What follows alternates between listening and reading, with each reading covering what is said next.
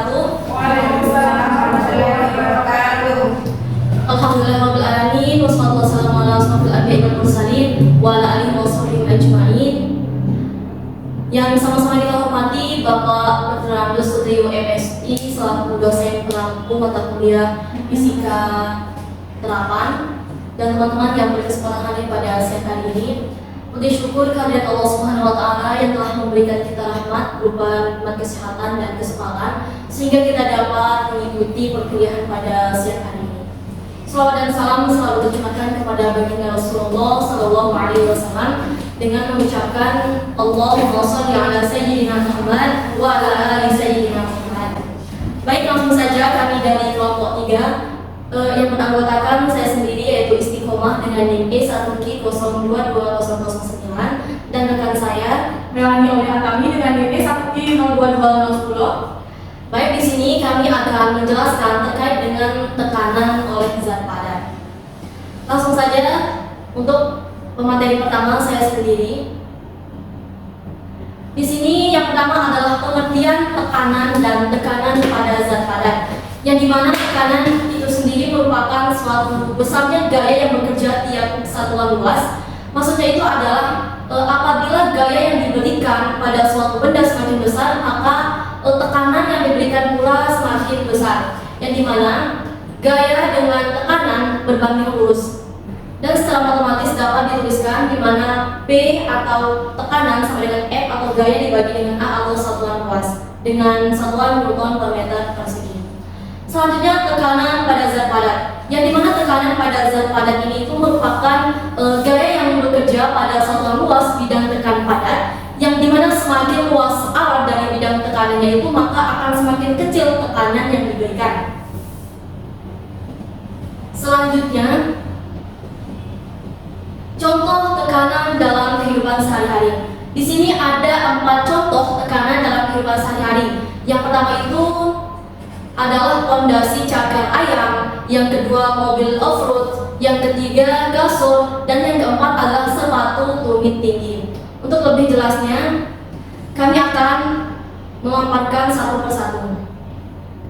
Yang pertama adalah pondasi cakar ayam, yang dimana pondasi cakar ayam itu merupakan suatu konstruksi pondasi beton yang melebar di ujung bawahnya. Ini tuh bertujuan untuk memperkecil tekanan yang diberikan bangunan ke tanah.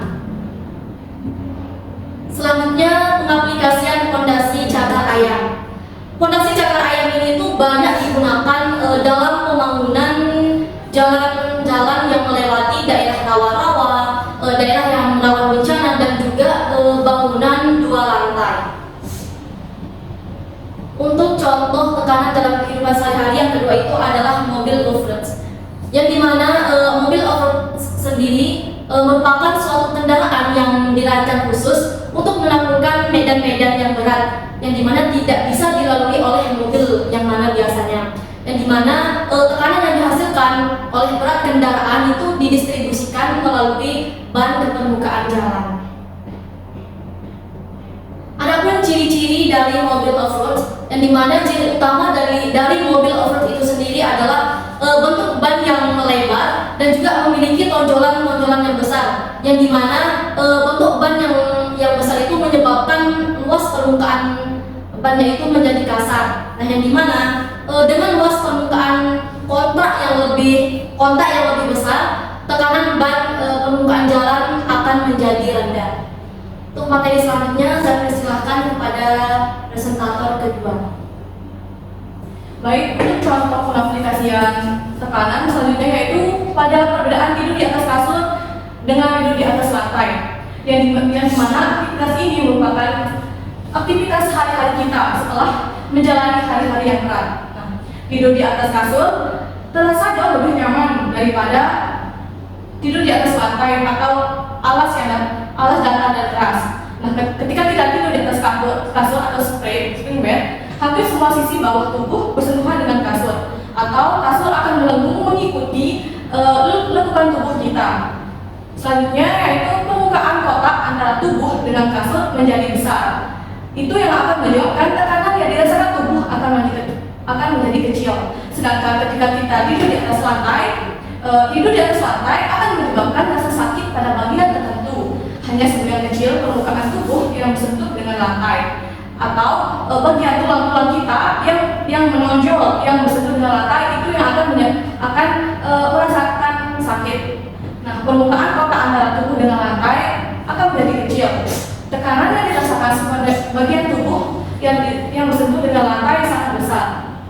Atau ketika kita tidur di kasur, banyak bagian tubuh yang bersentuhan dengan kasur. Tekanan yang dihasilkan tubuh dengan kasur menjadi kecil sehingga tubuh tidak merasa sakit. Perbedaan ini sangat besar kita rasakan. Selanjutnya yaitu pengaruh penggunaan sepatu tumit tinggi dengan sepatu biasa. Umumnya, sepatu tumit tinggi memiliki dasar runcing di bagian tumit dan sedikit posisi datar di bagian depan. Luas dasar sepatu tumit tinggi lebih kecil daripada sepatu biasa. Akibatnya, tekanan dari dasar sepatu tumit tinggi lebih besar daripada tekanan di dasar sepatu biasa. Ini akan menyebabkan dasar sepatu tumit tinggi dibuat dari bahan yang lebih keras dan kuat daripada dasar sepatu biasa, agar tidak cepat rusak karena melakukan tekanan lebih besar ke jalan. Nah, sepatu tumit tinggi tidak cocok digunakan di jalan yang lunak karena dapat menancap di jalan tersebut akibat tekanan yang besar ke jalan. Yang terakhir yaitu pada sepatu biasa, tekanan lebih terdistribusi secara merata di seluruh telapak kaki sehingga tidak ada area tertekan. Yang terakhir yaitu mengapa jendela pesawat berbentuk oval. Awalnya pesawat komersial memiliki jendela berbentuk segi empat karena desain yang mudah, namun terjadi banyak kecelakaan saat pesawat sedang terbang. Kecelakaan yang terkenal adalah yang terjadi pada pesawat The Havilland DH106 Comet 1 dengan nomor penerbangan 781 milik British Overskyways Conversion. Pesawat tersebut meledak di atas laut Mediterania tanggal 10 Januari 1954. Nah, lubang jendela pada bodi pesawat yang terbentuk segi empat menghasilkan konsentrasi stres yang sangat besar pada sudut lubang karena runcing. Nah, tekanan dari kabin yang lebih besar daripada tekanan udara mendorong dinding pesawat ke arah luar. Akibatnya, dorongan tersebut makin terjadi konsentrasi atau peningkatan stres pada lubang-lubang yang ada di bodi, atau termasuk lubang jendela atau retakan pada bodi pesawat. Makin runcing lubang maka makin besar konsentrasi stres di situ. Akibatnya, retakan dapat merambat dengan cepat dan bodi pesawat dapat pecah akibat kegagalan struktur. Baik, terima kasih. Itulah tadi sedikit pemaparan dari kelompok kami. Selanjutnya kami akan buka sesi tanya jawab untuk teman-teman yang ingin bertanya, disilakan. Silakan saudari Nadia. Baik, terima kasih. Assalamualaikum warahmatullahi wabarakatuh. Waalaikumsalam warahmatullahi wabarakatuh.